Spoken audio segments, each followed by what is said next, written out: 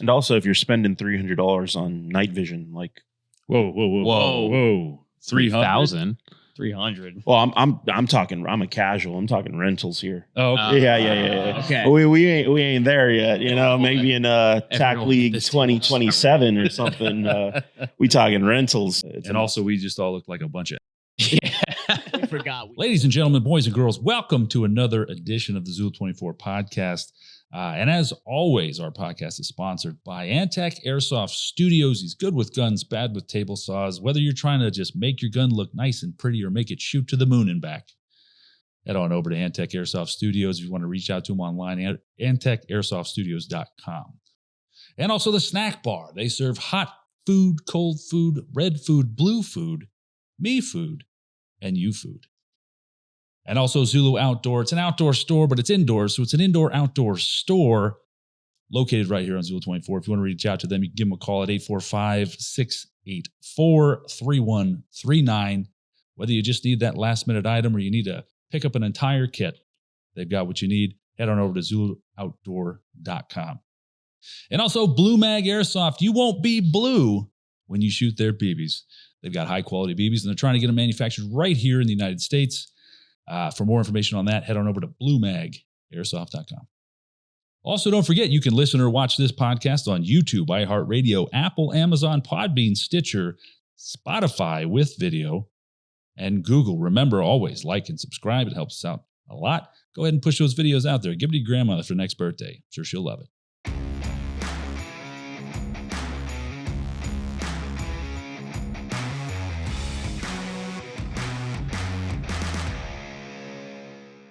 Welcome, everybody, guys and gals, dogs and cats, squirrels and lizards. It's time for another Zulu 24 podcast. And today we have a very special guest coming in all the way from Anaheim, California. I've got Mike from KWA Tactical League. Mike, how are you? Good, man. Thanks for having me. What's going on, everybody? Chilling. And as always, got Anthony and Smiggy Balls over there on the right-hand mic. Talking all deep and baritone and whatnot. Baby. I'm here. That was like baritone Forrest Gump. So, Mike, we are straight off the field because you have very limited time here in New York. You're actually flying out tomorrow morning, right? Yeah, man. This was a quick one. Took the red eye out last night, as I told you. Got in this morning around 5 a.m. Went straight to the field. And now straight to the podcast. My pants are literally soaked right now. Sorry, guys. Hearing that nice baritone voice, I'm sure some other people's pants are soaked too. I can only hope, man. Baby, hope you're listening. I mean, I know I am. Yeah, so the event today went pretty well. I think KWA Tactical League now has a new home in the Northeast. I think that you're going to do good things out here. The weather stunk. 50 degrees and raining. I'm glad my timing was impeccable. I mean, coming on the heels of a tropical storm, I guess, practically a hurricane out here. So glad I was able to experience that. A little cold for my blood, man. I'm not going to lie. Like, I was fine at first. And then right around 5 o'clock, once the sun started settling, a little chilly out here. But, you know. Yeah. This is what the East is like, boy. Yeah. I will come accordingly next time. Well, definitely bring in the extra bag with the snow jackets and the boots and all that. Oh, man. I hate wintertime, and it's coming, too. Today was definitely proof that the winter's always coming. It's like Game of Thrones around here. Winter is coming. People still play in the winter. People do it. Yep. Winter is surprisingly busy for winter.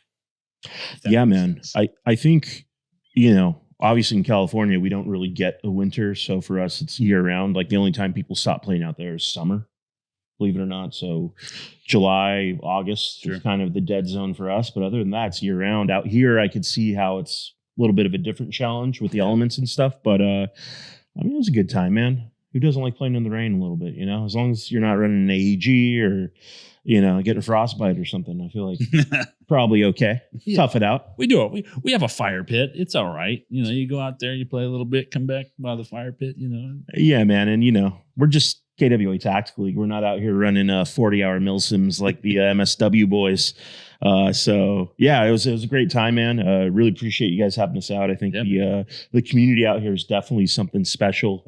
You know, it was cool going out there and like seeing like maybe 2 dye masks out of like 60 players. Whereas, out in LA, it's 50-50, 60-40 probably. Really? Yeah, man. I mean, it's a lot of indoor fields out there, a lot of Speed QB competitive players, which nothing wrong with that, guys. I've Fuck with the Speed QB. I've heard a couple things from California about how there's different iPro rules.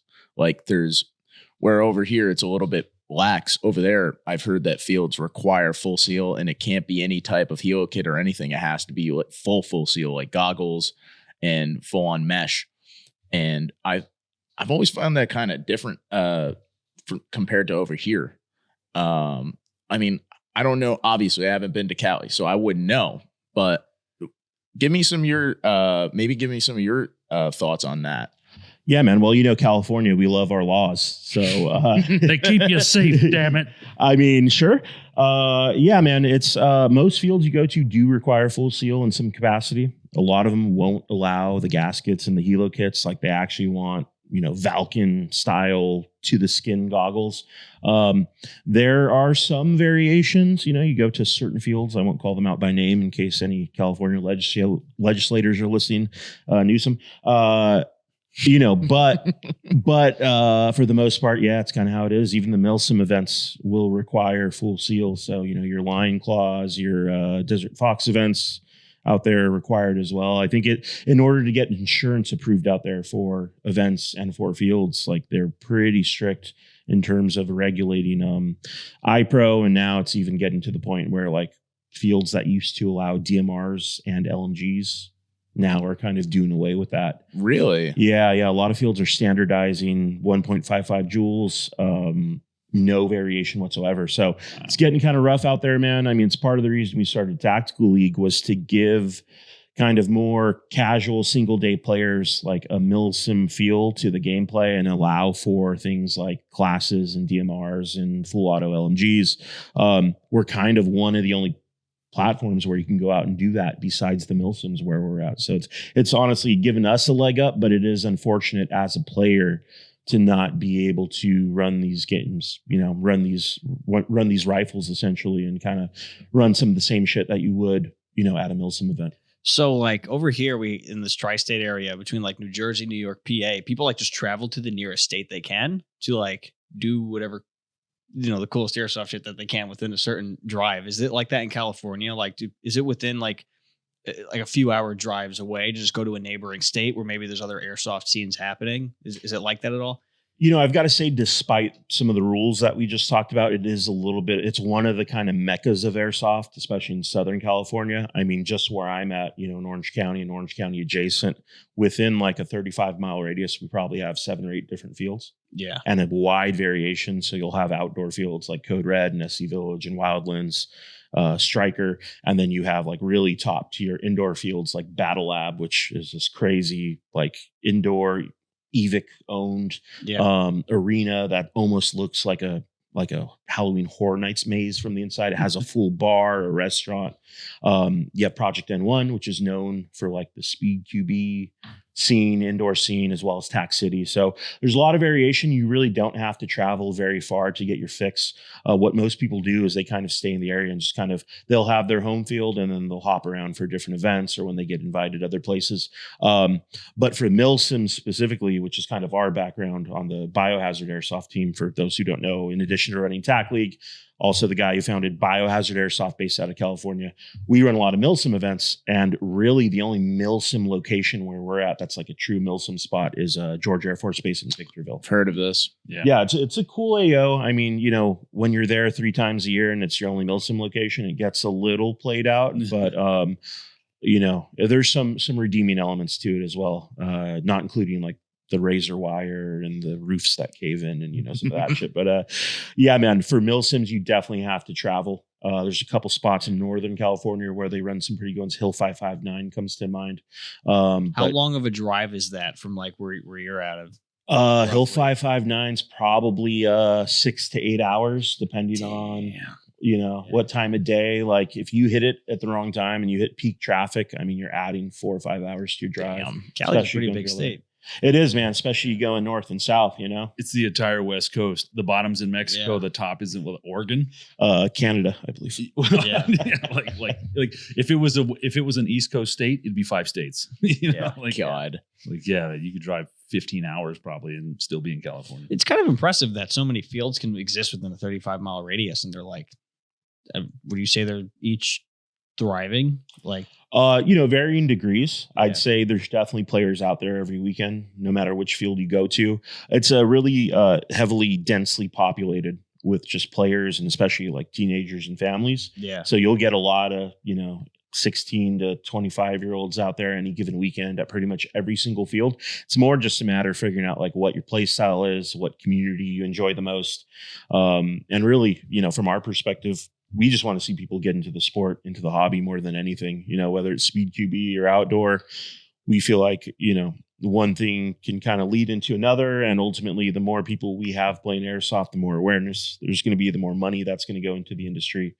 And then hopefully that secures us just a little bit more freedom, in certain regards, and also security, just because obviously people like to throw airsoft in with the gun stuff, which is understandable since they look like guns.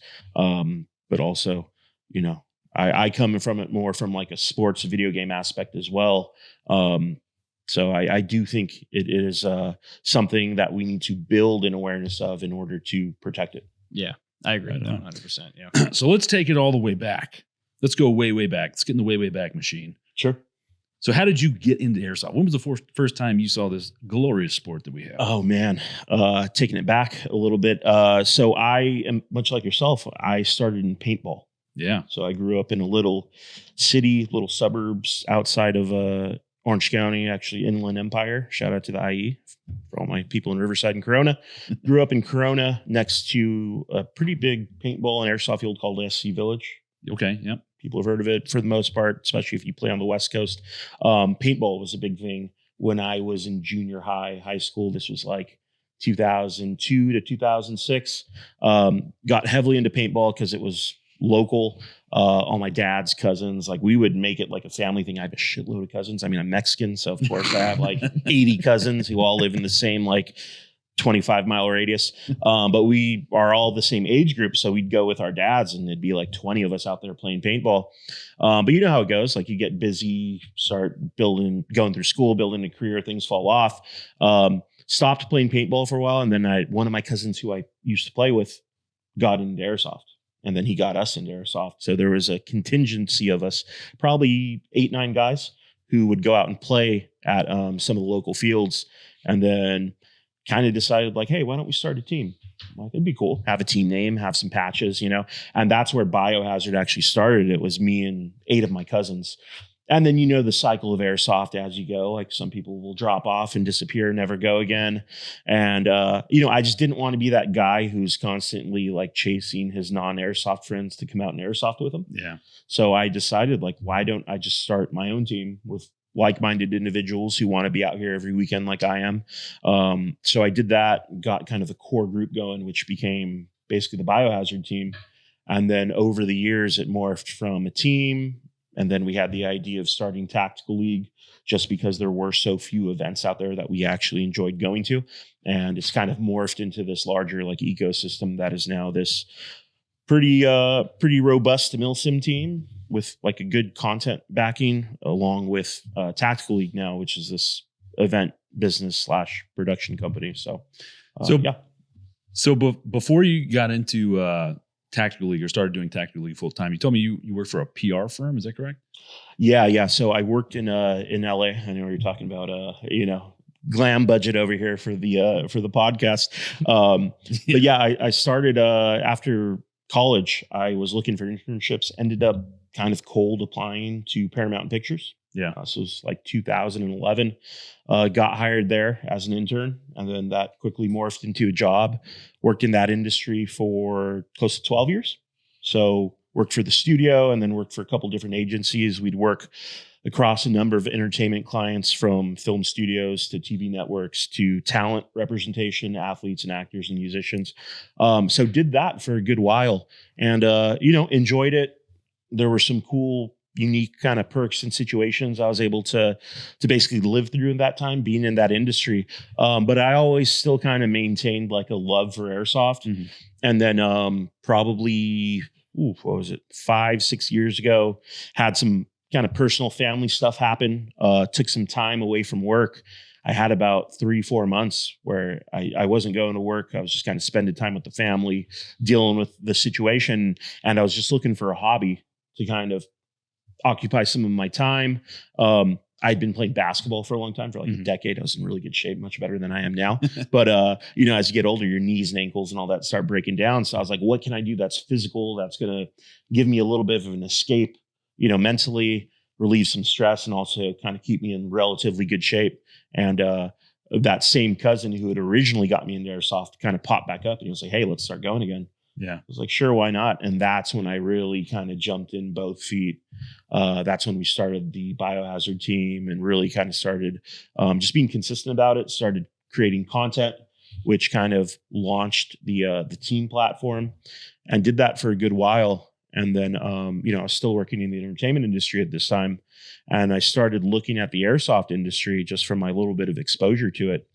And I kind of, from analyzing it as like a business person, as a PR person, kind of looked at it. It's kind of barren. Yeah. There aren't that many companies doing very much from a content entertainment marketing perspective. And I just thought, like, why don't I take what I've learned and what I've been doing all these years in the entertainment sector and try and apply it to airsoft? Yeah. Which to me sounds fun as hell. Like, like being able to create content, like all the creative freedom that comes with kind of working and being involved on this side of the industry had a lot of appeal to me in ways that, like, as cool as my day job was, I didn't have that freedom, like my 9 to 5 or 9 to 6, 9 to 7, whatever it ended up being, was answering emails. I would get to do cool things like attend junkets and premieres and go to talent interviews and studio interviews, things like that. But ultimately, like, I don't want to have to keep up with like who Taylor Swift is dating or really, you don't want to know? Yeah, or what couples broke up. Like, that was part of the day job, and I just didn't want to have to like worry about that on top of like raising my kids and just worrying about more important stuff. So airsoft just kind of became that outlet to like get away from the day job. Yeah. Take the stress off, like having to raise your kids and be a family man. It was a nice, just kind of escape from it all. Not that, I don't appreciate it. Yeah, I was just gonna. Yeah. You know what I'm Daddy's saying. going for cigarettes. I'll be back. Hey man, we all need our vices, If mine's shooting plastic BBs at 12-year-olds, it is what it is. So who's the coolest celebrity? Who's really cool? Oh, sorry, tapping the table over here. You're right. Tom Cruise. Really? Yeah. Tom Cruise, nicest person you'll ever meet. However, let me throw the caveat out there. He's Yep.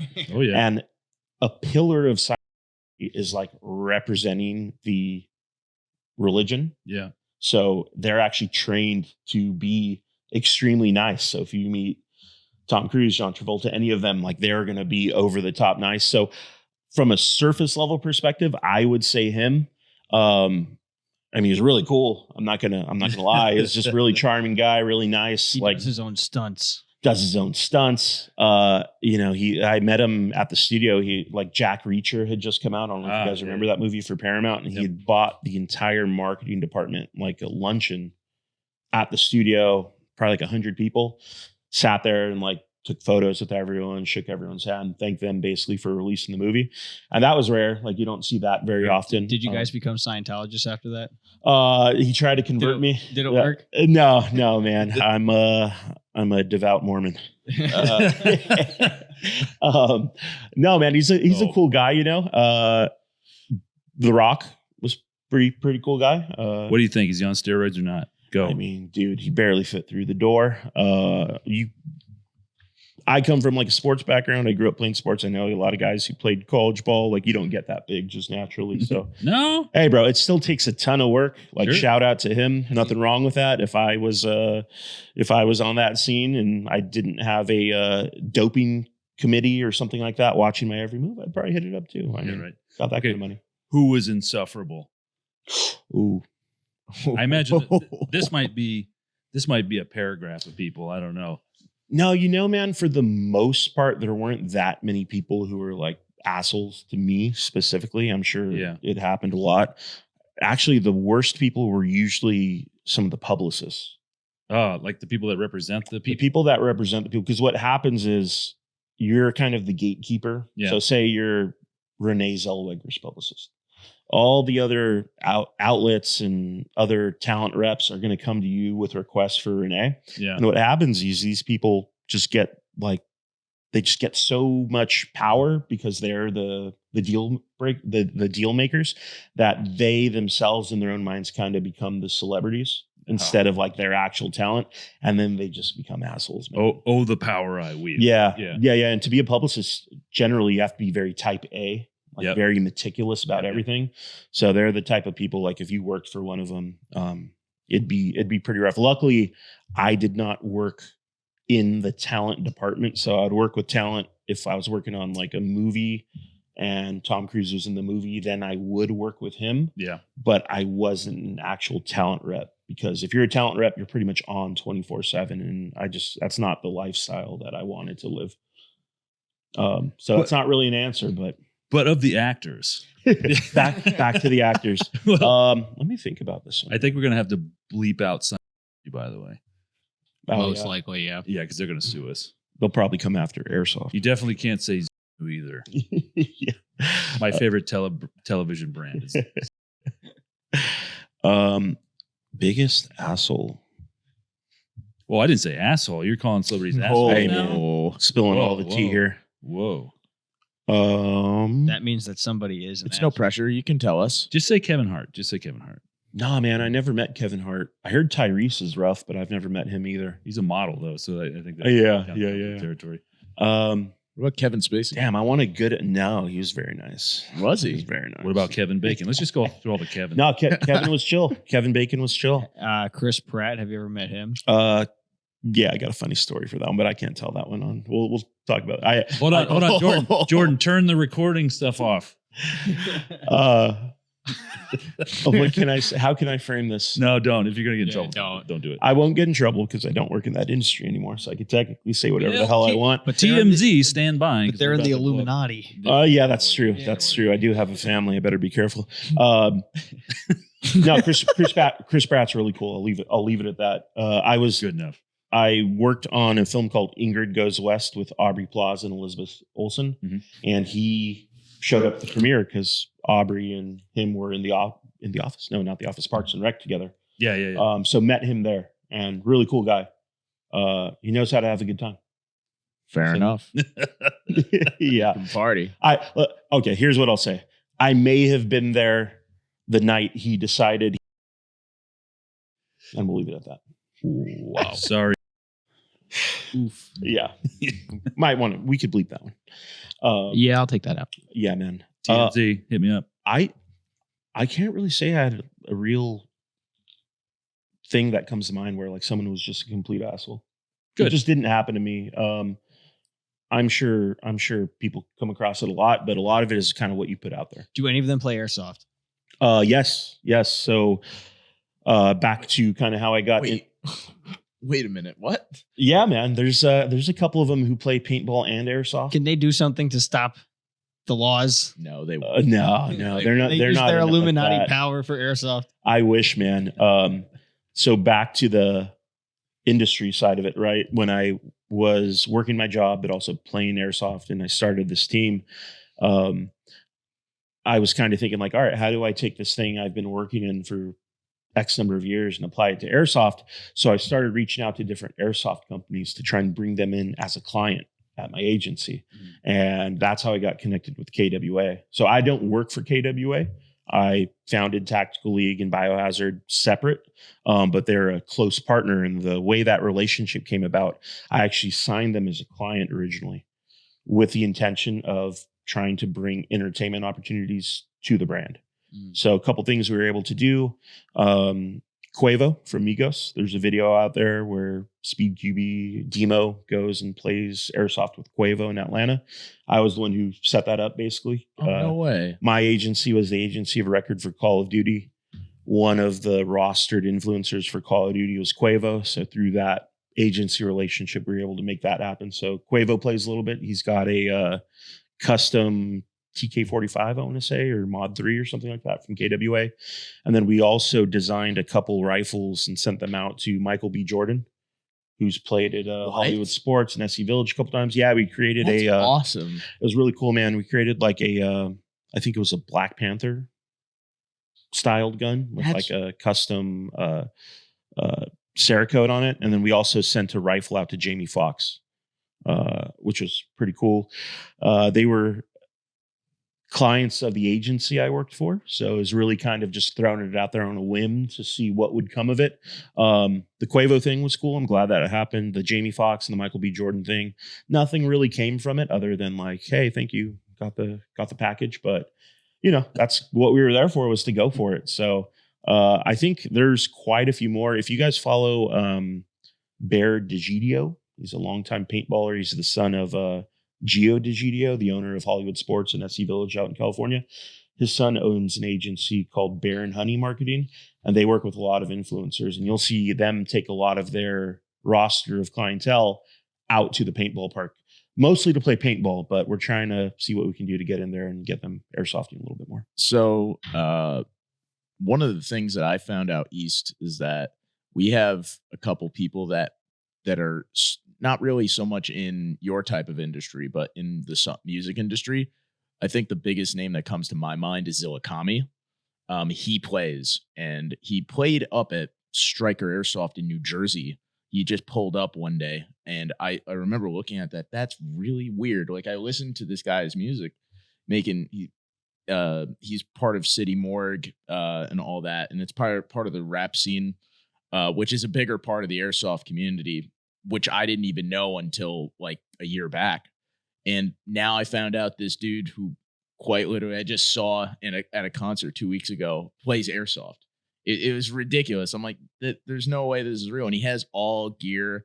Last I checked, he still had all his Russian stuff. Like, he straight up has leaf suits, ATAC stuff. Like, he's with it. So he's like, about it. He's in it. They're human like us, Miggy. Yeah. It's just one of those hold on, things. Russian kit. Like, Well, okay. Yeah, I wanted to go down that pathway a little bit. But it's one of those things where it's becoming more mainstream, and it's definitely something that's catching me off guard. Definitely. Didn't you tried to do something with Garand Thumb? Not to take away from your stuff. No. Like, oh my God. So, oh boy, old Papa Thumb. I did old Garage Tom. When he posts stuff that I like, I just like reshare it. And I think I shared something, and then he had liked that I shared it, and I was like, Garand Thumb liked that I shared his post. So I was like, hey, you should let me build you an airsoft gun. And he was just like, yeah. He's like, that sounds great. And I asked him like what he wanted. He was like a 417 or a Scar H. And in my mind, I'm just like, those like the hardest fucking things. I wanted it to be like a free gift. I'm not surprised at his answer though. This was at the time when he was making videos on those 308 guns. Okay. So he wanted like a 417 or a Scar H. Now, he said that they had built guns before. He didn't say who made them, but they broke.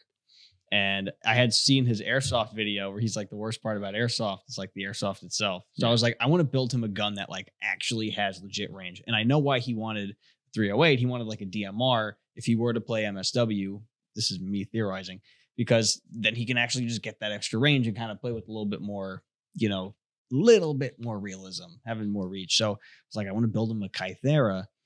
But I was like, an SR25 would work, but he wants like a 417. Like, getting a fucking 417, it'd have to be a VFC base. It would have to be. And that's hard to get and expensive. And the mags alone are hard to get and expensive.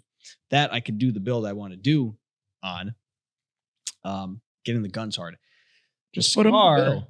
Just put him the bill, Yeah, just send him the bill when you get the gun. Maybe. But then the Scar, it's like I can get the gun, but then I can't put a gas stock on that easily, and he would not want, seeing his channel, like knowing his taste and what he posts, like he would not want the Scar boot stock to get removed for a buffer tube, so I could do a gas stock. And I wouldn't want to give him a tank and a line, and I wouldn't want to give him an AEG because the Kythera is just such a reliable, good, simple mechanical system.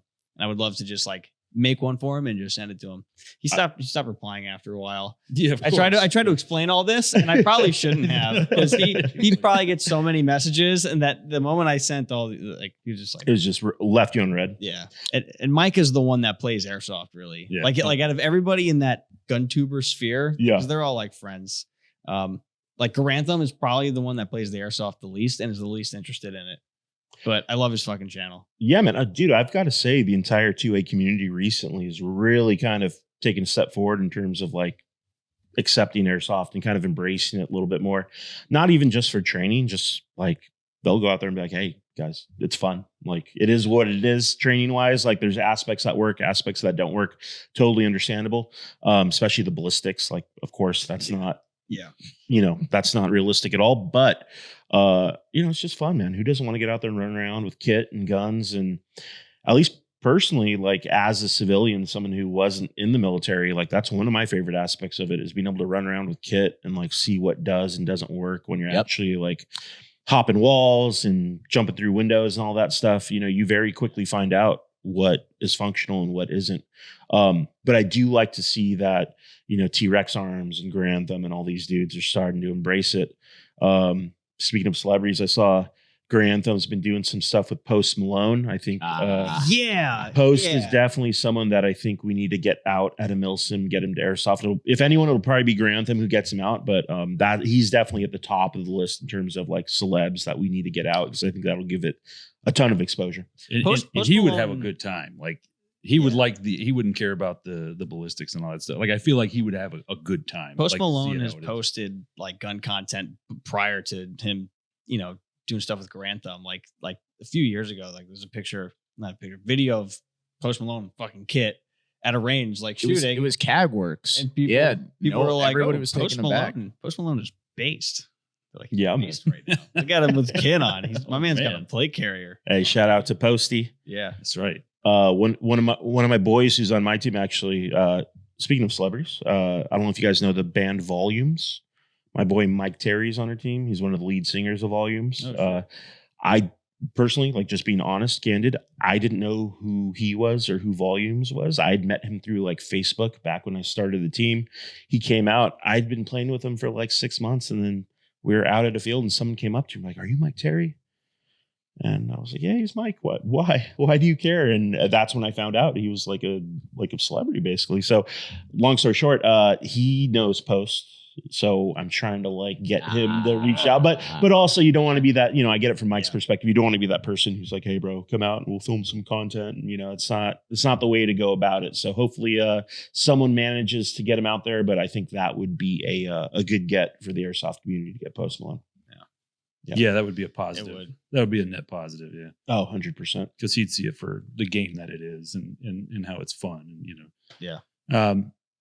All right. So just finished up with Tactical League Wildlands here at Zulu.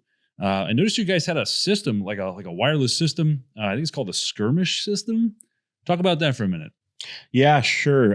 Shout out to Brandon from Skirmesh. So Skirmesh is I'm probably going to butcher this, so sorry. It's like an RFID skirmish net-based system. So basically the way it works, you plug in kind of the central controller to your modem. That's what powers it and connects it to the network of the game network that you're able to control from like a device, your cell phone. And then you set up these relay boxes as long as they're within like, I think like 100 meters or 1,000 feet or something like that. They will connect to one another, and you can run it as far as you'd like. As long as they're all within that range from one another, they connect to each other.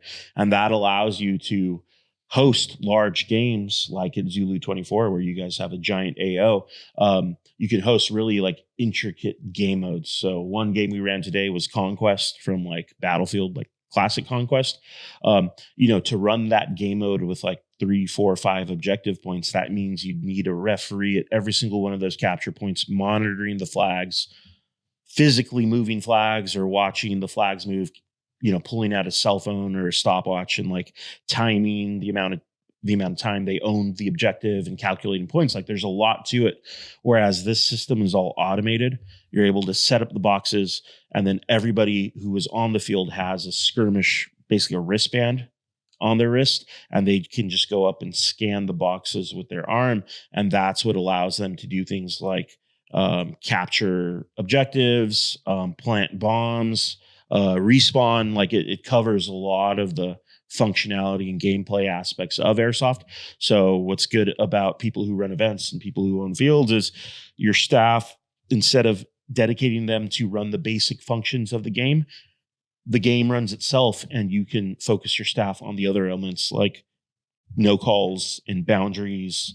And, if you have a 50 or any of those more intricate details, your staff can focus on that, and the game itself can just kind of run without the players having to do anything other than swiping a wristband. And, for Conquest, for example, it's even more realistic because not only do players go up and swipe this box to capture the objective point, but then if you have multiple people jump in and all swipe from the same team, it actually speeds up the time to capture. So whereas normally it'd be like you can set it to whatever you want, but we normally do like a 60-second capture rate. If 4 people swipe it, it's almost instant. So it kind of gives you that video game feel to where when enough people are in a capture point, it speeds it up. It's basically it replicates that in real life. So may I interject? Awesome. With that system, I was actually getting. You ever played the old school Star Wars Battlefront? Yes. Yeah. So I was getting those type of vibes where it's like you've captured a control point and you get in there and you see the faster. It got faster as people went in there and scanned in. I was getting those type of vibes when we were playing, and I'm like, this is a really cool system. I like it, and I liked how simple it was. We didn't have to hit any buttons. Literally, all you needed to do, take this bracelet, put it in front of the box. That's it. And I like the simplicity of it. Did everybody return their bands? So there's 2 versions. There's the free versions, which we hand out that we ask for everyone to return. Return rate's probably like 75-80%, which is not bad for airsofters. I feel like, if people have a chance to walk away with some shit, they will. So, it was cool, man. I mean, anytime we get like 75-80 back, we're happy.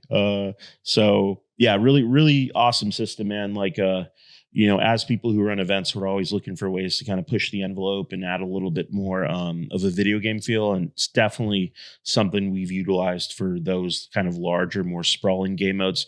What I will say is, with our perspective on how we build our games and our events, we kind of want a hybrid approach to where we're accessible and hosting these events at like fields that casual players go to. But at the same time, we also want a very practical feel, more of a Milsim aesthetic. So we try and find a balance with it.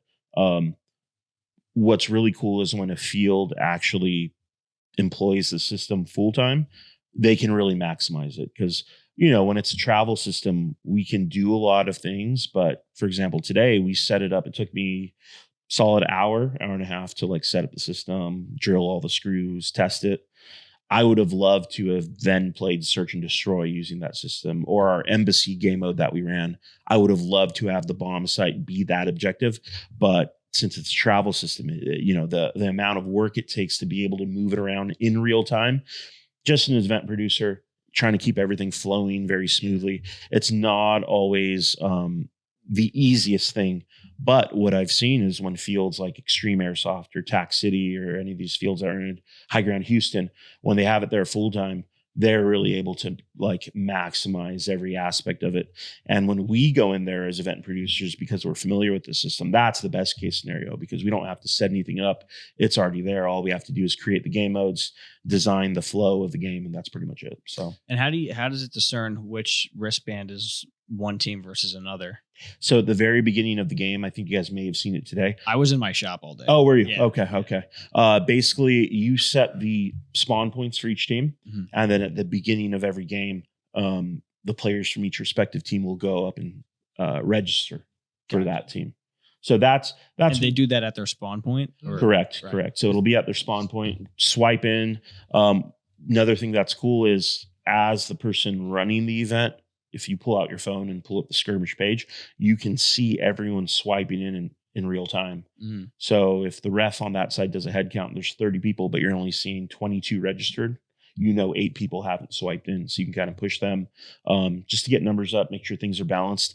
And I didn't really tell the players about this today because I didn't want to throw too much at them, but the players themselves can actually pull up the mini map on their phone as well and see in real time what's going on. So if it's search and destroy, where you're trying to attack bomb sites, or conquest, where you're trying to capture different objectives, you can actually see what's been destroyed or who owns what in real time to help drive strategy for your team.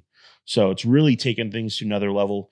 And then if you go to places like Extreme Airsoft or TAC, they're now building out their lobby display. So you're not only watching the maps in real time, but when you're on the field, there's a display to where when you go back to your spawn point, you look at the screen, you can see exactly what's going on the map, as well as scores, leaderboards. Really, really cool platform.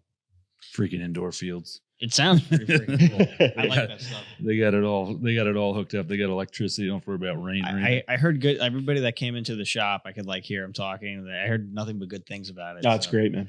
So the guy who designed it, he has a very high tech job. We'll say it. He makes really cool technology for people with a much higher pay grade than I have.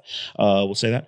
But this is like his passion project, and he actually built it for outdoor, which is cool. Like, you don't hear about that too much with these gameplay systems. Yeah. Like, indoors, much easier to pull off just because you don't have to worry about the elements.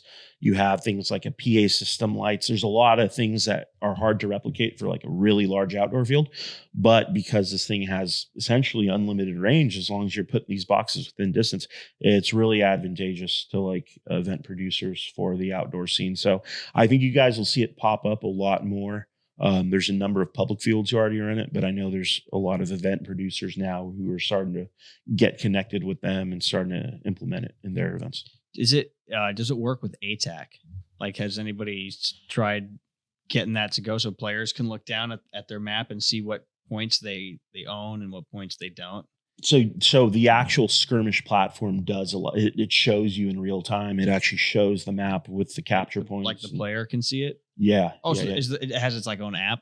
Correct. Yeah. Oh, cool. It's literally play.skirmesh.net. You can go on it right now. Yeah. Look at the recent games and you'll actually see a breakdown. It'll actually show a replay I was showing you earlier in real time how the game played out. So you'll see like when things were captured, when they turned over, who was respawning. But all that information is available in real time. So if you're playing in the middle of the game and you pull out your phone, you can see, hey, someone's capturing Charlie right now. Like, let's go push that. So. And I noticed too that there was a different kind of wristband too. Like there was like the normie wristband, and then there was like the super ultra mega wristband. So what did the super ultra mega wristband do for the player?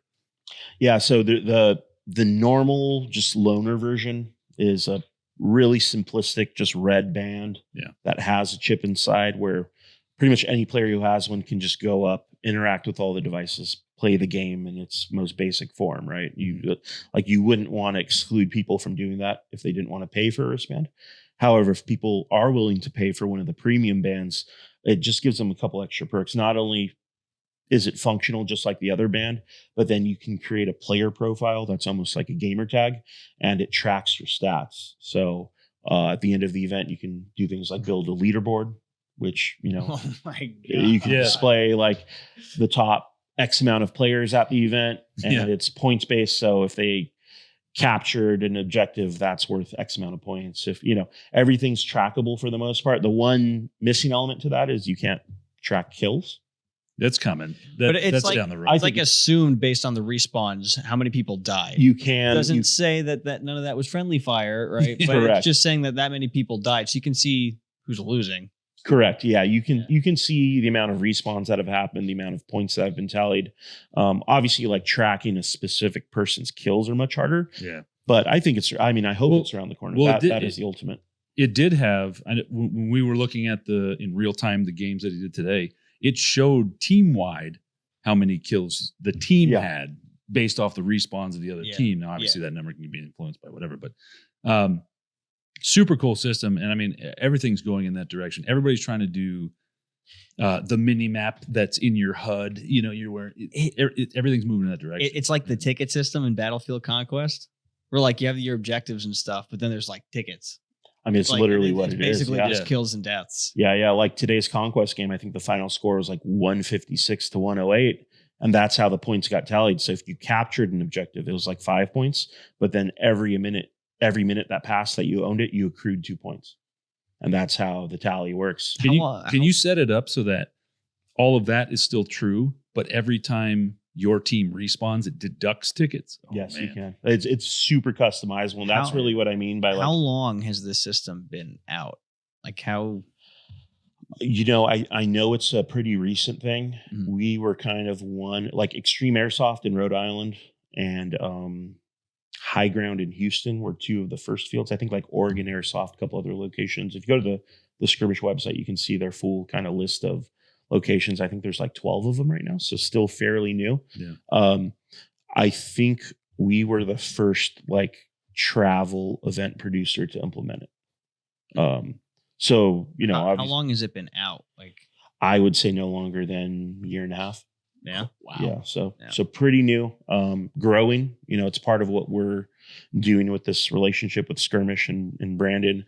We're kind of trying to show off the system and just kind of be ambassadors for it. I mean, we wouldn't be doing it if we didn't believe in it and if it didn't benefit us, so it's not something we're just plugging. We don't make any money from it, but at the same time, like, we like going to good events and we want to see people host good events. And we think this is a tool that people can use that will improve the airsoft experience. How much does the system cost? So it varies. What's cool is Brandon will hook you up with like an entire kind of travel case. I don't know if you saw a big, heavy plastic case I flew in with on the airport today. For that set with like the home system, as well as like 8 to 12 of the beacons that you can move around, batteries, antennas, like the whole shebang. It's like, I want to say like $3,000 to $4,000, which sounds like a lot, but if you're already spending the money to run a field, I feel like that's pretty doable if your players are going to have a better experience and you're going to be able to separate yourselves from kind of the generic, all right, everybody run out, flip the flag over, play team deathmatch, It's the longevity, right? So if you spend the $3,000 now, but it lasts for 10 years, you know what I mean? That's amazing. And you get to track stats. And now you got players that can purchase their own wristband. Maybe they play every weekend, or maybe they only play our ops or events or whatever. They can track their scores for an entire year and like go and be like, yo, look at this. It's a good reason to come back. Like, oh my God, like I'm falling down the leaderboard. Yeah, right? It's like in like arcade games. Well, we could do raffles based on a monthly leaderboard. Can you reset the leaderboards? Yeah. You can filter it. It's just like a Excel grid, so you can filter by day, by month, by year. There's of the month, right? Yeah. So it just opens up a lot of doors, and obviously our experience with it is more of a travel set. So we're going to these different fields and setting it up at locations that don't already have it. But when we do go to a place that already has it, like the functionality they've built out with it on the back end with their systems is like pretty unmatched, man, for Airsoft. I don't think it's a bad thing that it doesn't track an individual's kills, especially in the context of using it for like raffles and leaderboards and stuff. Because like the kill death ratio in my mind is already like, that's fakeable. Yeah, like the KD ratio thing is already like a salt maker. You know what I mean? People are like, I know I killed you. It's going to turn into those people that are in the GTA lobbies that are only in there to kill. And basically, it's just like, I feel like everybody tries to think of a way to make some incentive to do the objective and not just run around to do kills. And that's like a great way to do it. And kills matter. Like, obviously, you have to clear places out if you want to capture it. But like focusing specifically on like Smiggy got 30 kills and 2 deaths in this game because he's the best airsofter ever. I mean, we knew that though, but yeah. But his team lost the game. Smiggy Balls, top of the leaderboard. No, but you're right. Like incentivizing, which is silly, incentivizing playing the game. I'm not going to say the right way, but focusing on the objective, right? That would drive me, man. I better be at the top of my leaderboard at my field. You know what I mean? Yeah, I mean that's what it rewards. Ultimately, you're right. It's the objective, not so much kills. But you could just play during the week when the field's closed. Shut up, Just Anthony. Doing objectives. Like, why? How does Dave have so many points? He's capturing all these objectives. 10,000 points. Only 5 points a capture. What are you doing? Run it up, Dave. Dave's truck at the field at 4 a.m. Yeah. What's he doing out there? My arm is on like one of those oscillating fans as I passed out. It's just like back and forth in front of the thing. Now, I'm kind of curious from a ref's perspective. Can you preload games in there so like we can make the schedule for the day and say like, hey, we're playing Conquest first, base assault second, and then you already have them preloaded, so there's not a big lag time between games. You can just say like, hey guys, 10 minutes, load back up. We already have it loaded. So the interface I can show you after this, but the way it works, you'll pull up your games according to your field. So if I'm at Zulu, I can pull up a set of games for Zulu. I can pull up a separate set of games for TAC, and it's like a drop down menu. Okay, yeah, so I you can have them pull up preloaded. Conquest, team deathmatch, whatever it is. Switch it over to the game, make sure everyone registers, hit start, and then we're on our way. So could I go on there and go to TAC City and fuck with their games? No. So you'd have to have change their shit up. You'd have to have the admin account login for Okay. the fields. Basically, if you guys sign up for it, you guys would basically get your own like admin account where you create the games. People can go on and see your games and see how they went down and where the points went and all that just as a viewer, as a participant, but you'd be the only person who could actually go. Does the app provide enough, like I guess HUD, to kind of give a player who didn't listen to the game brief a general idea as to what they should do?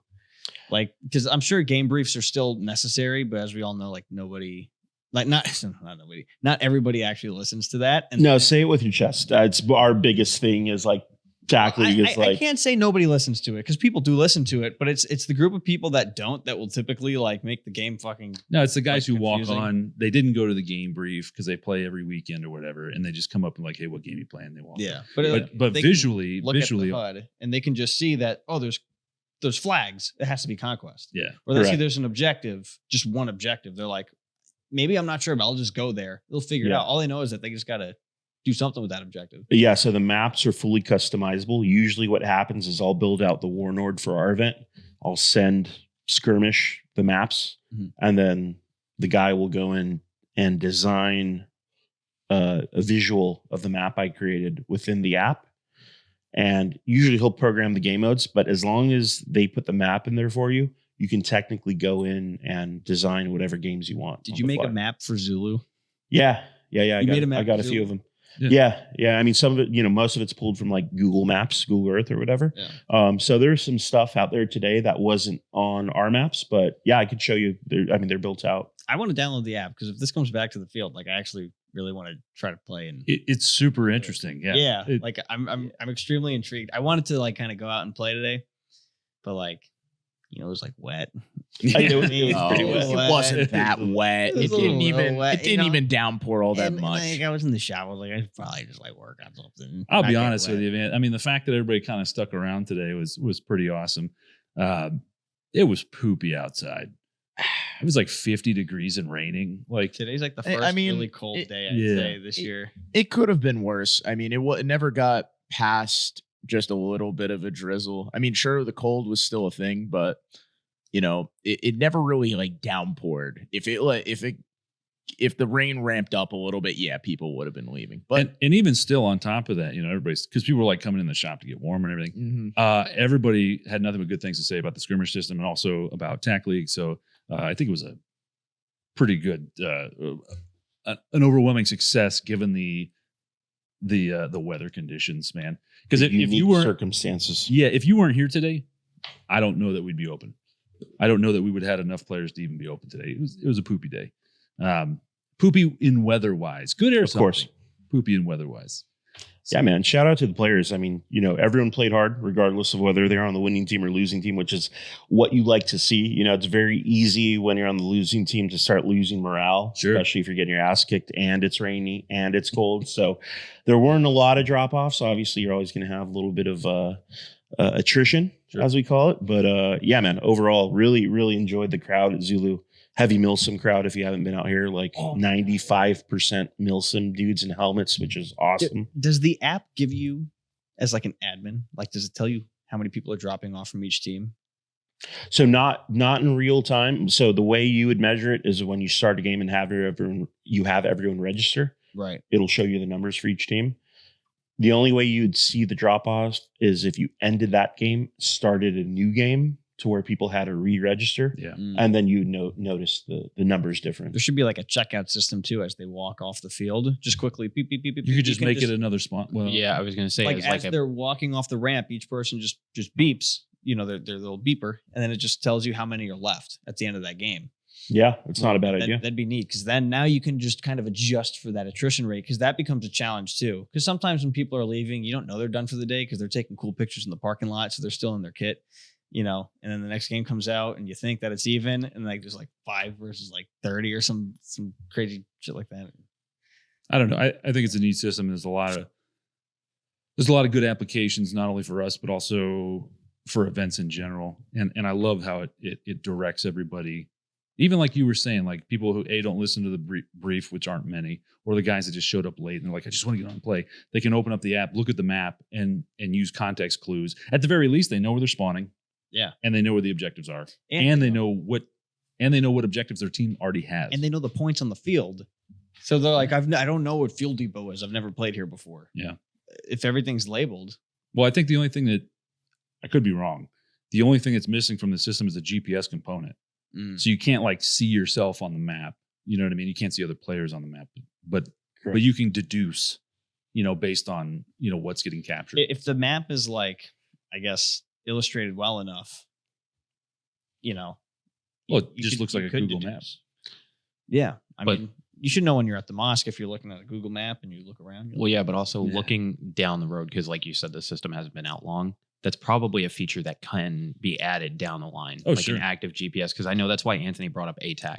That would be an addition to the system that would probably push it further forward. Oh, yeah. But if you can do that down the road, a year, maybe 2 years before it gets implemented, that would still be worthwhile. Yeah, ATAC lets you introduce other auxiliary components to the game. Like if you want to use robots or things like that. Well, ATAC also gives the player the opportunity to start marking things on the map. Do you have experience with ATAC? Yeah, we just ran it at Copperhead at AMS. Yeah, so you've seen it a month ago. Yeah, kind of the same concept because like what AMS did, because we experienced it at MUTC for Arsenal, like you can add stuff to the map for your team to see. You can chat with other team members in live time because Arsenal was a huge AO. Yeah. It gives you the opportunity. But even for a smaller field, that way you can see like, hey, 10, 15 dudes from our team are going this direction. Maybe we don't go over there. They got it covered. We can go this way. So even on a smaller scale, like eventually if they can add it to the app, man, that'd be dope.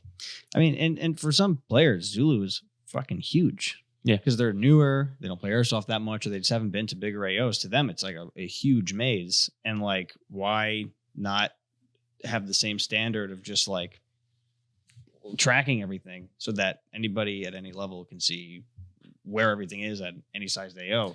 I think it'd be cool too. Like, if a GPS feature gets introduced, right, this would only add to it. But like say for Crossroads, right, we had a great game. Everybody goes home. And then that night I post a video of the game through the app. And so you can literally watch the entire battles like forming, and they would just be dots on a screen, but you could see who captured what, who respawned and all this stuff. And then at the end, like the total points, so that I don't have to make up some, be like, oh, fucking green team won, like actually have a scoring system. Maybe splice in some drone footage of some of that happening and like in real time when you post the video too. So I don't know. Not that I don't know anything, but looking at dots on a screen kind of could get boring at times. Sure, absolutely. I mean, obviously it wouldn't be the 8 hours. It wouldn't be an 8 hour long video. Right. But it's like you introduce, like, see, you got a bunch of dots moving on target, and then you splice in a little bit of footage of it actually happening with the drone right above all of it, and players get to see all of it. They get to see their most badass push. They get the point. They get their glory. They go home and they get their 5 minutes of fame. And their name's on a leaderboard. You guys it's get awesome. GPS, and you guys add that user interface so that maybe you can also integrate drones. That drone that was filming has a timestamp, and this event, the map of the dots, has a timestamp, and it might just become super easy and streamlined to just take those elements. I'll be honest with you, like make a video. There's already systems that do that, right? ATAC does that, and honestly, like for the purpose of Airsoft, like you don't need all that, man. Well, if you're trying to do like a production, and really try to Sure. show I mean, the outcome. ATAX, you can link up a drone. Your team calls in a drone, and you can open up your app and see what the drone sees. It's neat. Pretty sweet. Yeah, it's neat. But I mean, honestly, like, how much information do you need, man? Like, honestly, I like the GPS function. I keep harping on that. I'm sorry, but I like the GPS function because it allows the leadership to be able to maneuver their people in real time. And I think the more organization that the leadership has, the better the game flows, right? Yeah. And not only for staff, but also for leadership. But I think the skirmish system, as it sits right now, is I'm pretty interested in it because of what we could do with it, And I think today, like I said, everybody was like, "Yo, this is awesome," And I think it went really well. And obviously, they survived the rain, so that's a good sign. The units themselves. Yeah, man. This is our first time running it in that kind of weather, and held up perfectly. I mean, I told you I put it under like those window seals, like no covering, and it was fine. Yeah, most of them stayed dry. So, I think worst case scenario, you wrap it in like plastic bag and it'll be fine. But I'm sure, Brandon, the inventor of Skirmesh, really, really brilliant guy. Like all this stuff you're talking about, I'm sure, it's as simple as having a conversation with him and, really just continuing to develop it. Cause I'm sure the version that you see now is not the final version. Like even now, every month or so, plugging it in, getting new updates, upgrades to the interface. He is not an event producer. Mm-hmm. He's just a guy who knows technology and has some airsoft experience and saw a need for it. But with feedback that we're giving him, with feedback that he's getting from all the fields he works with, it's continuing to improve. And that's kind of the best part about it for us is like the live service. Yeah. Whatever you need, whether it's programming into the app or updates to the interface, moving buttons around within the platform, whatever it is, like he can do it almost in real time. So that's awesome. Look forward to connecting you guys. I think you guys will hit it off and have some cool shit to talk about. Yeah, man. So have you, I was going to say, how many events have you done on the East Coast? East Coast as in New York and up? Like would Atlanta? Probably not, right? That's the South. Yeah. Okay. So I'll say Northeast. Northeast. Literally our second one was today. So what are some differences between California, West Coast Airsoft to East Coast Airsoft? I heard you touch on a couple, but. Yeah. So I will say it varies by field. Sure. Because when I went to Rhode Island to Extreme Airsoft, that was our other East Coast event. Yeah.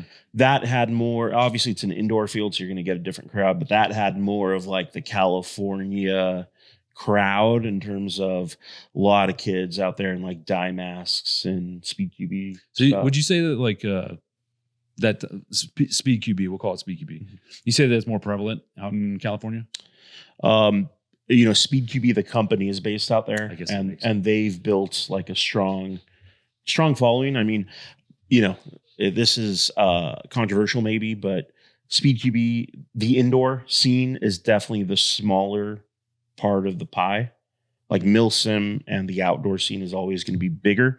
But what I will say is companies like Speed QB and now NSL and some of these other companies that are coming in have up-leveled the production side of it and the marketing and the content. Sure. So it's so much easier for indoor too. Of course. Yeah. Well, and it's the form of airsoft that can be televised. Yes. It's the form of airsoft that can be put on a network, much like speedball with paintball. Everything's right here. Yeah. And it's indoors and there's power and electricity and there can be viewers, there can be television cameras. They use tracer units, so it's actually exciting to watch, like that's the marketable part of airsoft. Yeah. Yes. You can't do that with any large scale, I'll call it woods ball. You just can't unless you have cameras on behind every tree. Like, oh, look, he's shitting in the woods now because he's 30 hours in. He drank the iodine water. He's wiping his ass with a dead rag because he doesn't have any. This is Milsim. So I mean, so I can see that facet of airsoft. I can see all these companies coming together, forming a league. They all sponsor the league, and then they find places that can televise, and I think that's the way the direction's going to go. Yeah. So you are seeing that that aspect of airsoft continuing to flourish, especially in California, but also the indoor fields in general. Like Airsoft Extreme has a very Extreme Airsoft has which one's in Rhode Island? Which one's in California? Extreme Airsoft is up here. Okay. Sorry, guys. Anyways, so they have like the NSL championship there. They have a really nice production booth within their Speed QB space. So you're always going to have that, especially in California, because there's a lot of indoor fields and all the players who buy into that like Speed QB culture. Yeah.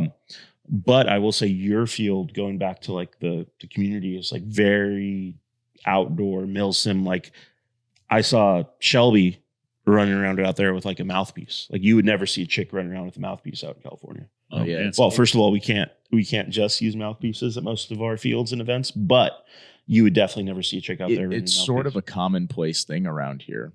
And, you know, whenever I see anything from California, no offense to anyone that He's about to say something offensive. It's a perfectly good thing. Smiggy, how could you? It's all dye masks. Pretty much across the board, it's dye masks. And I'm not going to say anything bad. I ran one. That's how it was. Get off this butt. You ran a dye mask? Hypocrite. Go sit in the corner. Yeah. I mean, That's not early 2000s. when we The GWAT would be mad. but I can totally see the appeal from the Californian standpoint with the indoors, especially. It's so much easier to just throw on a hoodie, go to like a surplus store, buy a $20 jacket, go in with a Polar Star and just rack. Well, but here's the other thing too. We're being unfair, right? We're saying it's a California thing, but who here plays indoor on any regular basis? So honestly, we don't know. If I were to play indoor, I would buy a dye mask. Yeah, of course, right? I'm So I'm sure if you went to that. I'm sure if you went to, some of the indoor fields around here, I'm sure you'd see a bunch of dye masks and stuff. But what I take away is that on outdoor fields, you're seeing a lot of dye masks in California, not so much in. Yeah. Like today, walking into the crowd and seeing like 95% dudes wearing bump helmets and no mesh lowers, like that's not common. Like you go to a Milsim event, sure, you're going to see a lot of that, right? That's the crowd. Yeah. But generally speaking, the casual general audience airsofter out there, it's probably 60-40 paintball masks. And also keep in mind, there's two factors that are also contributing to that. One, the rules, right? Because if they want you to wear full seal and they're not allowing lower mesh, You might as well. or you need hard ear pro, like that's a thing at some fields. Oh yeah, hard ear pro. I did hear about Like this. a paintball mask satisfies all of those requirements. And then the other thing is, a lot of our fields are not dedicated airsoft fields. They're paintball and airsoft fields. So when you go into the store at these fields, they've got dye masks because that's what they sell to their money-making side of the business, which is paintball. And to be completely fair, from somebody who played paintball for a long time, those dye masks are really comfortable. And they're about as low profile as you can get. They don't fog. It's not all bad, man. I mean, Yeah. I have a dye mask. I use it occasionally for reffing, but indoor, I still run mesh, man. I think if I was like just a casual airsofter and I was living in an area that had 7 fields within a 35-mile radius and like maybe half or more of those were indoor, I'm like, just there's versatility. I'll buy one mask and it will be adequate. Yeah, maybe it'll be weird outdoors, but indoor, it's like, it's just the option. Yeah, man.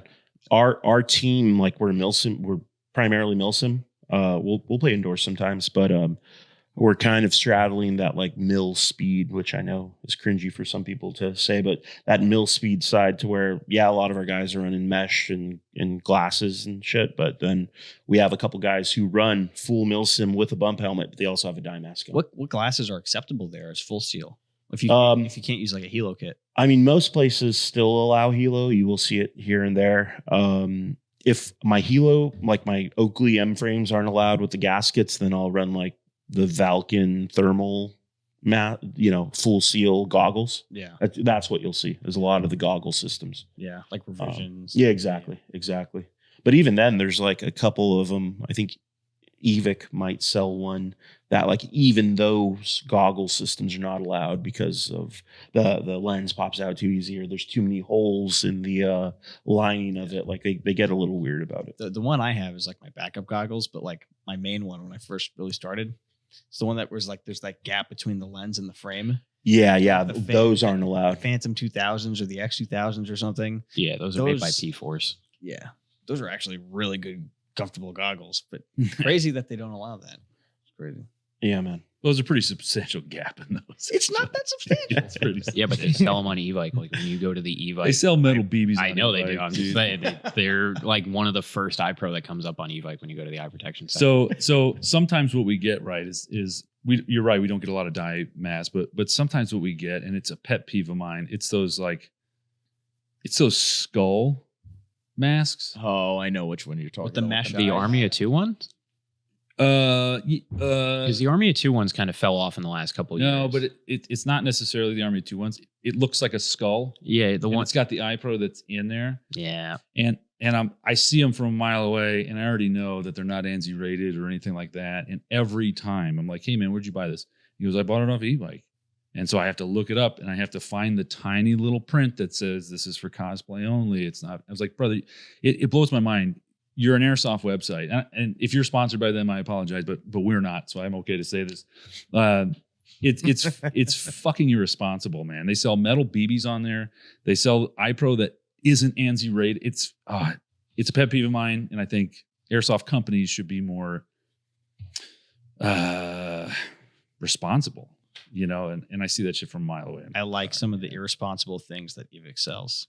The Iron Man suit. Like The Iron Man suit. That's a straight up complete Geisley upper receivers with bolt carrier group and all. Yeah, but that's a real gun. You know what I mean? Like I'm okay with that. That's not a piece of protective equipment. You know what I mean? It can You're be a not- piece of protective equipment. Well, not in New York, baby. Yeah, no. You got to kill them with kindness. That's the only way you're going to get off. Yeah, man. Hey, look, I feel you. Regardless of who we're partnered with or who we're friendly with, like ultimately we want to see the sport grow and we want to see the hobby grow. And like, I don't disagree, especially when you have 12, 13-year-olds shopping on there who might not know any better and will just come out with some stuff like I that. want to cosplay as Ghost from Modern Warfare 2. Well- I'm going to buy the Ghost mask that's clearly for cosplay only. You want to hear some crazy shit? Kid showed up today with it. Nope. Well, maybe. sort of. Every single person has been a full-fledged adult. Perfect. Really? I have never found a kid, and by kid, I'm thinking like 16 and under, that had one. Unless I you're had one today in the shop. A dad and 4 kids showed up, and they were all like under the age of 14. And the kid had the Call of Duty Ghost mask, and he bought it, and they hadn't played yet. They're coming tomorrow. Yeah. And I was like, nah, that's not going to work. No. I was like, you're under 18. You have to wear something hard, like in terms of a mesh or metal protector. Just Well, because, not to mention they're not rated for impact. well, he had like the Ghost ski mask, not the not the like full Call of Duty Ghost like helmet setup. He had the Ghost ski mask. I'm like, yeah, but you have to wear a metal mesh protector. Yeah, Can't wear yeah. that. He can wear that underneath. Yeah, that's fine. I'm talking about the actual full protective face. Oh, that the guy. skull. It's like Yeah, a the new one. skull, Like, No, I think the reason why kids do it less is like when I was a kid begging my mom for airsoft equipment, and she was like, "Well, you got to save a little more money, or you got to earn that money, right?" All I could do was research because I didn't have the airsoft equipment, so I was chair softing hard before I even had my first gun. So I knew what I wanted, Like I saw enough YouTube videos, like what do people recommend? Because like I was just vicariously living through everybody on the internet playing airsoft because I was Yeah, man. just couldn't do it. I think for guys like us, I mean, we're on an Airsoft podcast right now, coming fresh off of an Airsoft event. Like we're at one end of the spectrum, right? But I think there's the other end who are more casual players who don't do their research, who don't read the warn, or those types of guys. And they are going to just kind of buy what looks cool. So I don't disagree. I think it's kind of up to us and the retailers and the product manufacturers to put stuff out there that looks cool and is functional. The thing I never got was like mesh iPro. Like, what is that? Oh, Like, why is that a thing? Another one. I had a kid come in today with mesh It iPro. does not fog. It- That is true. it comes. So I've actually found out that it's somewhat of a thing out overseas. England.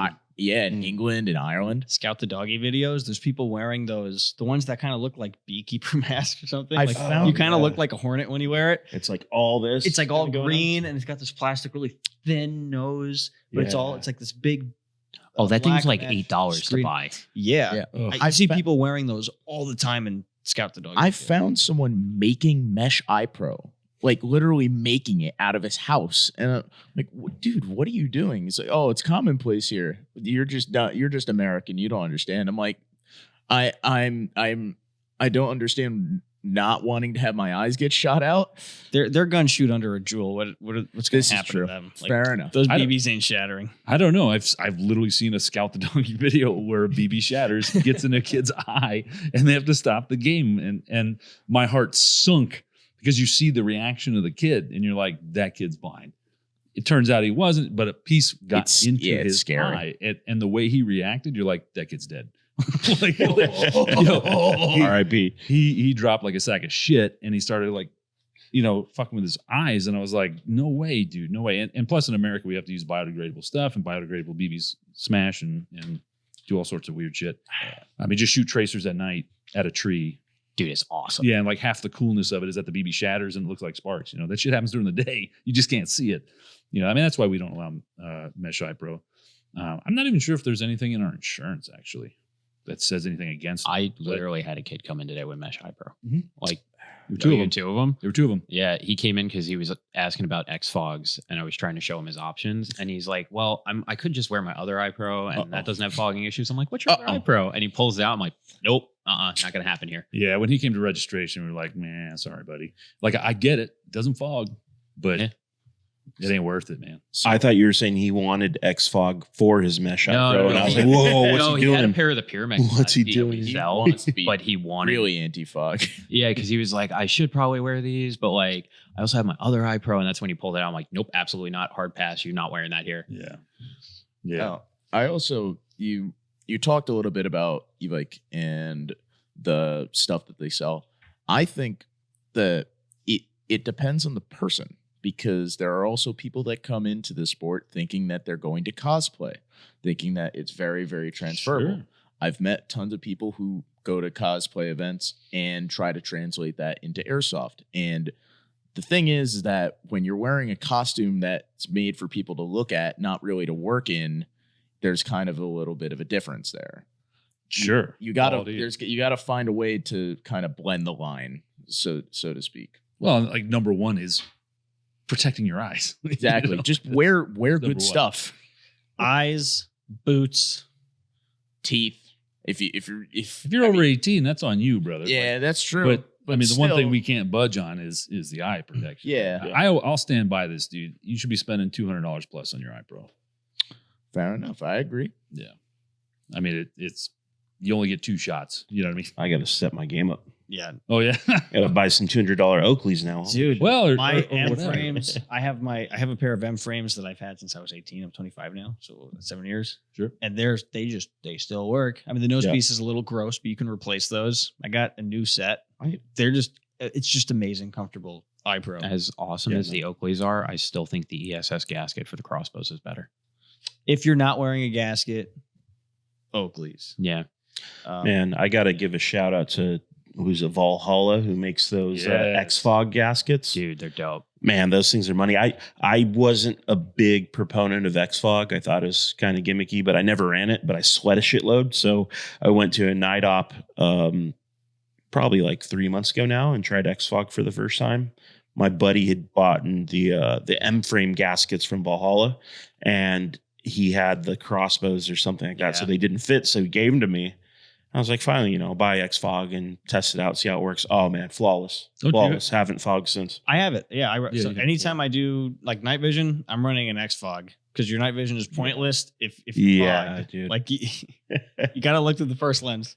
It's important. That's why we sell that whole combo in the shop. We have the crossbows, the Valhalla gasket, and the X-Fogs, because in my opinion, that's the best iPro you can have for Airsoft. It stops the fogging, it's comfortable, Yeah. and it's safe. Yeah, and the most fog happens at night when that temperature starts to go down, and then you're still running around getting hot, and then And also, if you're spending $300 on night vision, like, Whoa. 300. 3,000. 300. well, I'm talking. I'm a casual. I'm talking rentals here. Oh, okay. Yeah. Okay. We ain't there yet. Maybe in TAC Everyone League this 2027 or something. We talking rentals, but even then, it's like I'm not trying to spend $300 on rental and not be able to see out of it. Sure. So it's Yep. it's And also, we just all look like a bunch of assholes. Yeah. forgot we were from California. We apologize. Forgot we were in a 3-story house here. Holy shit. You can probably find a good deal on a PVS 14 for like $1,500. No. I say this, dude. I mean, you could probably count up on one hand how many times you play a night game, even through a year, and it's probably less than 5. So why spend $5+ grand if you're only playing less than 5 times a year? If you really think about it. I mean, we do night games once a month in the summertime, so it's a little different. Dave just personally attacked every member on staff. Do you ever just look I at have them too, man. You ever just look at the stars? Funny stars. I went to LBI on vacation and I brought my night vision with me because I just wanted to see the stars on the beach at night where there wasn't no light pollution. It was beautiful. I saw a freaking thunderstorm like all the way out, like off the horizon. I was like, yeah, it's worth it. Hey, man, I'm just saying. This budget keeps ramping up over here. I'm going to have to hit up my boys at Amped Airsoft and maybe, pick up a pair. But we're going to keep that one on the down low from the wife because I don't know if she's down with 8K on night vision. Woof. But if Valhalla Airsoft wants to sponsor this podcast, go right ahead. Also, KWA, keep that in mind as well. And also, Nocturne Industries, hit us up if you want to sponsor this podcast. We're talking about night vision, so now I gotta throw all that stuff. Oh boy, here it comes. Yep. KWA Tactical League, if you want to sponsor this podcast, that'd be great too. We all need more night visions. I mean, why not? We're thirsty boys, Yeah, man. Oh boy. So look, we're on a little bit of a time crunch, so I hate to cut it a little short, but you guys got anything else for Mike? Did you guys hit everything? Yeah, pretty much, man. Pretty much. What's your real quick, what's your next upcoming events? Go ahead and plug those out there. Sure. So we have 2 events called Tactical League Dead Zone coming up. That is our immersive zombie survival events that we run mostly in Southern California right now. Mm-hmm. October 14th, we're going to be at Hollywood Sports Park. And then October 29th, which is a Sunday, we're going to be at Battle Lab at Evic, Ontario. So really cool immersive horror survival events that we host. We hosted our first one last year. They've become pretty popular, actually. It's like, why spend all your money and waste all that time waiting in line at Not Scary Farm and, Hollywood Horror Nights for a mediocre experience? Like, come out, shoot some zombies, hang out. You mentioned something about Fight Night. Yeah. So KWA Fight Night. I don't know if you guys are super familiar with that. That is a Airsoft series produced by KWA. I've been on it as a player as well as a ref to help kind of run the events. It's a one-on-one competition series. So season 1 ended about this time last year. Season 2's already been filmed. It's about to come out in about 2 weeks here. So today's September 23rd. So by this time next week, it will be officially released. That's something that has grown tremendously in the last year and a half, just in terms of audience, in terms of support from the industry in general. First year we had a couple sponsors. This year I think we're up to like 8 or 9. Nice. Most of the major players in the industry from a retail perspective are involved. It kind of goes back to that thing I was talking about where there aren't that many companies doing much within Airsoft to really like push the envelope from a marketing perspective. That was what really drew me to KWA in terms of not only working with them, but bringing them in as a client. Was they were very forward facing, in terms of their content. And I got to say, shout out to Tom over at KWA. He really kind of created this thing. It's his baby. And season 2 is going to be really big. They've changed up the format a little bit. Season 1 was a very straightforward. We're taking 2 players. They're playing 1-on-1. We're filming it. And then we're going to create a playoff. That was the structure. Whereas season 2 now, they're taking the top 4 players from last season and they're picking their own team. So it's a little bit like if you guys have seen like The Ultimate Fighter, very much that feel to it. So a little bit of a reality feel while also being, Airsoft competition. So that will drop September 29th. So you're hearing it here first, actually. I don't think it's been announced yet, but yeah, man. It's pretty cool. Cool to see it in the indoor arena. And then looking forward to 2024 Tactical League So Tactical League, the event series, was not the original iteration of Tactical League. Originally, Tactical League was a YouTube content series that I created to be the outdoor team-based Milsim version of Fight Night. Gotcha. So that's still in the works. We've actually shot a couple pilots for it now, refining the production side of it. But 2024 will have a probably 6 versus 6 or 8 versus 8 content format, competitive format for the Milsim guys. So if you have a team, season 1 will be in Southern California. So we already have a number of teams lined up for that. But that's something that we are going to very much follow in the vein of Fight Night in terms of creating a larger series and then taking that to different regions and bringing out like hopefully the best teams from each kind of region. And then with Fight Night and with Tactical League, the end goal here is to create like a national competition. So Really? Yeah, it's in the works, man. I'll send you guys some pilot footage that we shot with some of the teams out in SoCal. The tricky thing, like you alluded to earlier, was making it watchable for general audiences, because even like Fight Night, it's one-on-one. As a referee and someone who helped with production, it's hard, man. It's hard to follow. It's hard to ref. Airsoft is challenging because the projectiles, things you're shooting at each other are just they're shooting so fast. Everything happens so quickly. It's a hard thing to translate and make it watchable. They've done a great job with Fight Night. I think if you guys get a chance, you can watch season 1 online on KWA Insider YouTube channel right now and see all the matches there to get a feel for it. Season 2 is going to be really good. So I think they're finding ways to improve their product.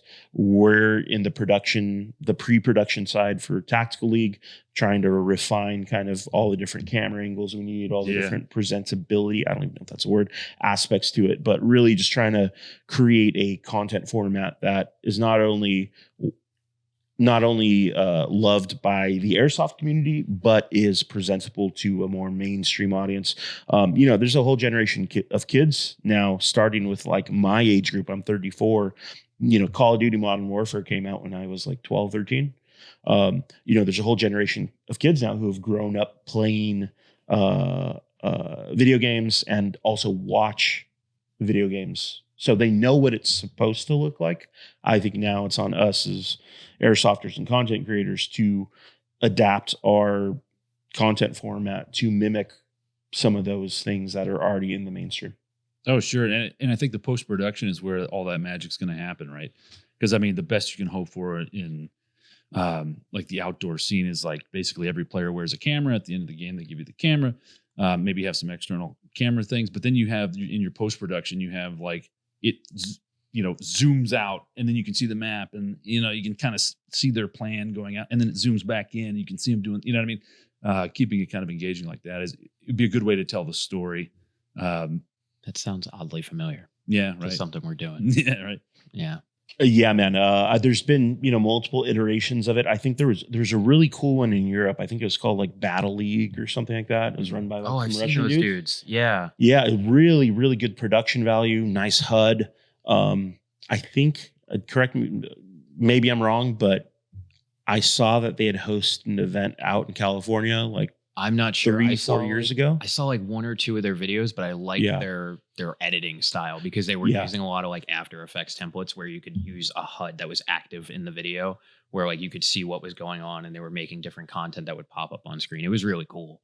Yeah, man, that's probably the best version of it I've seen actually produced. So that's certainly something we're looking at to draw some inspiration. There was the Airsoft Pro League.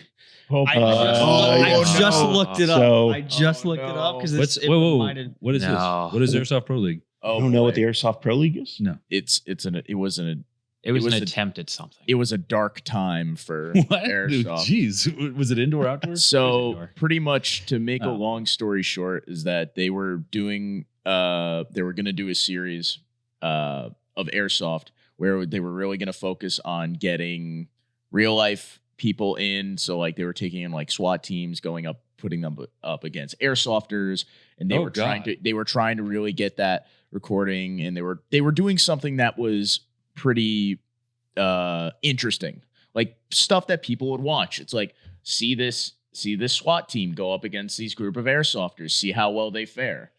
type. Oof, rip SWAT team. You Yeah. kidding me? There's some freaking 13-year-olds who can pie a door better than I can, dude, because they've done it 1,000 times. So a day. Well, what there's no ended up fear of happening dying. was that everything was filmed and pretty much done.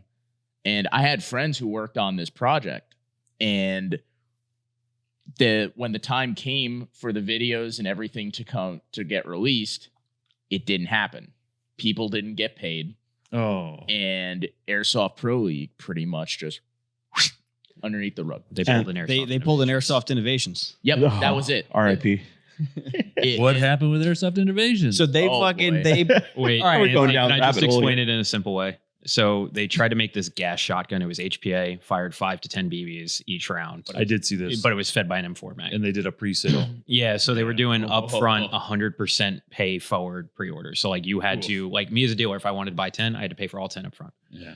And after like 6 months, people started asking questions, and Airsoft Atlanta started asking bigger questions, and it turned into it was more of a Kickstarter, and they were just taking the money from the. To prototype it?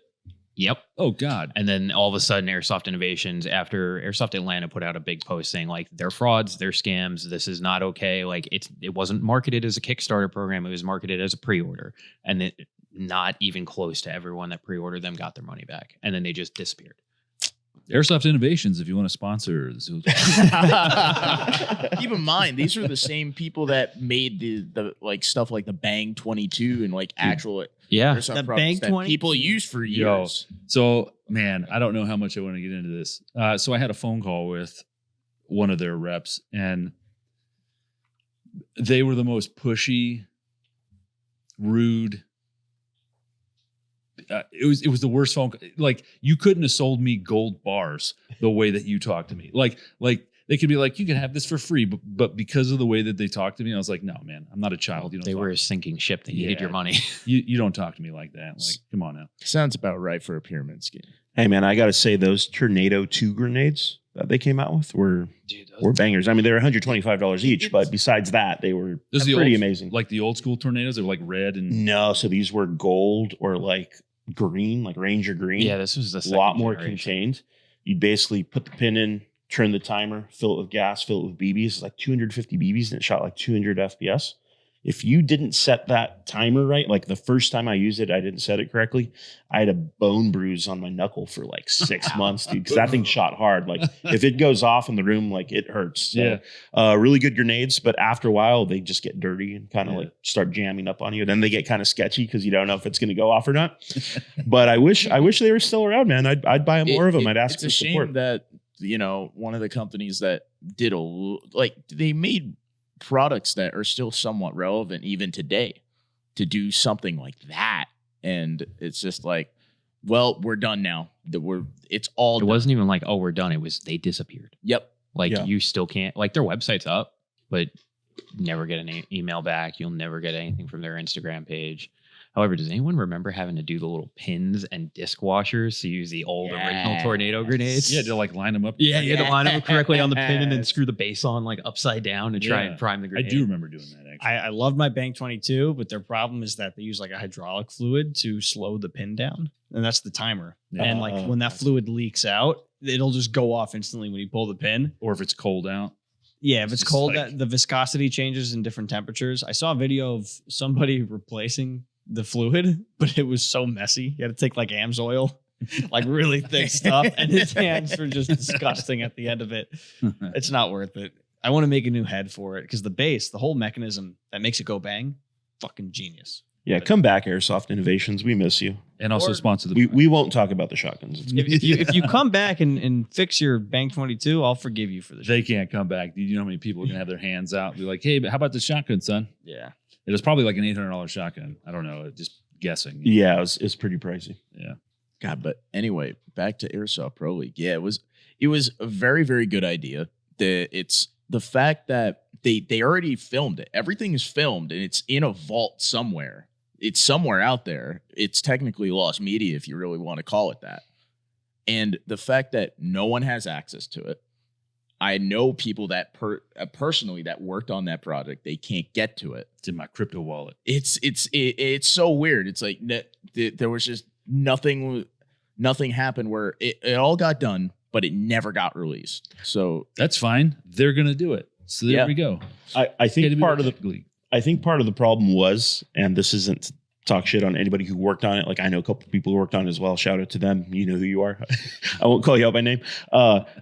The content we did see was very over the top. Like I also heard about that. the characters were almost like the players were almost like characters from like WWE. Yeah, I was just gonna say like And the host was like Bruce Buffer, but like a much cheesier version. He had such a strong Staten Uh, Island accent. yeah, He's just yeah. like Airsoft. it's almost like it's just a reality TV show. Yeah. Like, they don't even play Airsoft. The They just- characters, they're like, I'm a water type Pokemon. Yeah, man. And then the players were like just kind of random nobodies, and they were just trying to act hard. Like everyone was playing the character, and I think that's what kind of did them dirty. Was not only like the issues with people getting paid out, but then on top of that, the stuff you did see was kind of shitty. They're like, let's mimic early 2000s reality TV. Yeah. No, but if you went all in on that and just acknowledge that Yeah. it's a joke, I think it would do fantastic, dude. Because you could work in tropes from today and all sorts of shit. Yeah. And it would be the comic relief, right? Like, because like, It's oh, fucking okay. It's Airsoft. like, dude, we just made $1 million right there. But would that be Jersey's- from the Jersey Shore? Yeah. but it's Yeah. Airsoft. So that's Yeah, what I was exactly, thinking. Like exactly. Dave just wants an Airsoft Snoopy, but the people in the industry would love it. The people on the outside looking in would be like, "What are these weirdos doing? Like, what is this?" It would be my God. fantastic. Are you kidding me? We buy a house and we just have people playing 7 Airsoft. airsofters You need living in one the house. confession booth. They're like, Yeah. I totally fucking hit him. He said he didn't feel that shit, but he's full of shit. I want to see his back. I know he's got back knee, but that one right there, I shot. They're like, I know you didn't fucking hit me because you have an Angel Customs barrel in your gun. He takes his gun, rips it apart. They start getting into a fist fight. Like the speed softers oh my live on the God. bottom floor. Yeah. And like They gotta have the cheap the microphones that are put onto their bodies, like the tape mics. yeah. Too, and there Hey, you don't can make just fun hear of all my the fucking wrestling and shit on the fucking rubbing. I bet you play paintball on the weekends, don't you? Oh man. Oh man. Oh god, Airsoft. Well, we just sold somebody an idea with that one.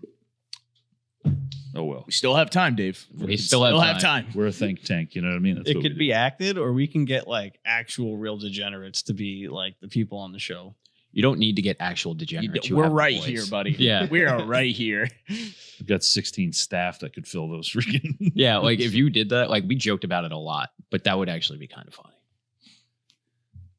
Man, I know like 12 years ago or something, I was joking because reality TV was like getting big. And I joked with Mario, my former business partner. I was like, man, we should do an Airsoft reality show. And then we looked at each other like, nothing ever happens. It's like fast forward 12 Yeah. years. And we're just like, millionaires. Could have been millionaires. Like, God. Yeah, man. The idea is just out there waiting for someone to pounce on it, you know? You should, We could have Tiger Kinged it so hard. Oh, the past man. 3 Long years. Island medium. yeah, man. Oh, man. Everyone has to show up with 2 cars. One can't run. That's a requirement. It's like an Airsoft trailer park. Yeah. Oh, dude. Long Island medium. This is one of those airsoft guns Listen. that doesn't shoot unless you have the mag in. Oh, no. My mom was a big fan of Long Island medium. She had that on all the time for whatever reason. I I see Speedsoft in your future. yeah. Spirit is telling me that your BBs are non-bio. I feel Your gun bad. will die I feel in this bad for game. that Tiger King reference I just made because that guy actually fucking died. Yeah. Yeah. He's forever remembered. You know, But gas guns actually don't shoot unless you have a mag in. R.I.P. Tiger King and Harambe. Oof. rest in peace, my brother. Carol Baskin is innocent. They found her ex-husband. Feel No. alive. Yeah, that was like 2 or 3 months ago. They found him in like South America. She's this poor She woman. was telling the truth the whole time. This Yeah. poor woman. Oh my God. So he wasn't dead. He was just a passport bro. Joe Exotic is Passport, bro. You- Joe literally- Exotic is the villain in the story. I think He that was literally pretty. pulled though. Like I went to go get cigarettes and never came back. Like he did that. Oh, like my dad. Have No, fun with I'm your just cats. Yeah, dude. I would have bounced as well. It's like, What's up, all you cool cats and kittens? You so wanted it to be true. Oh, I know. Yeah. She fit the part. She fit the Yeah. part. What's funny is that, man, many years ago, 2011, I was in Florida and we looked up like, oh, Big Cat Rescue. It's right around the corner. We should go there. And then the weather was bad. We just didn't get to go. I could have been there. Like During the middle of this thing. That would have been a story, man. I'm just Look in the back on background that. like, Carol Baskin's a bitch. Free Joe Exotic. Yeah, so he was the bad. He was the bad guy. I mean, honestly, looking back though, you're like, yeah, he's the bad guy. He paid somebody to murder Carol Baskin. Hey, you either die There's a a hero phone call. or you live long enough, or you die. I guess you die early enough to become the villain. I don't know. I butchered that, but you get what I'm I get what that was in a He was just messing Batman. around. Dark Knight. Dark Knight. That's right. He was just messing around. You know what I mean? Yeah. You know, the John McAfee style, you know. Yeah. Oh man. So anyway, Mike, it's been a pleasure having you on.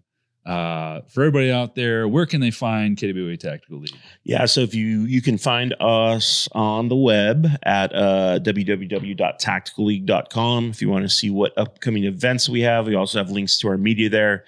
Or if you follow us on @Tactical League, you'll be able to reach me. Super active there, super responsive. That's kind of our main media hub.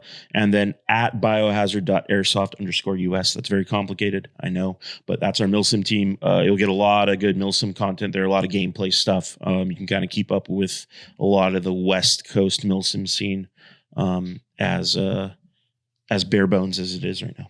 I follow them. So that means you should. KWA Tactical League up on my phone right now. There we are. Jordan will put it up on the screen. All right, Mike, it's been a pleasure, man.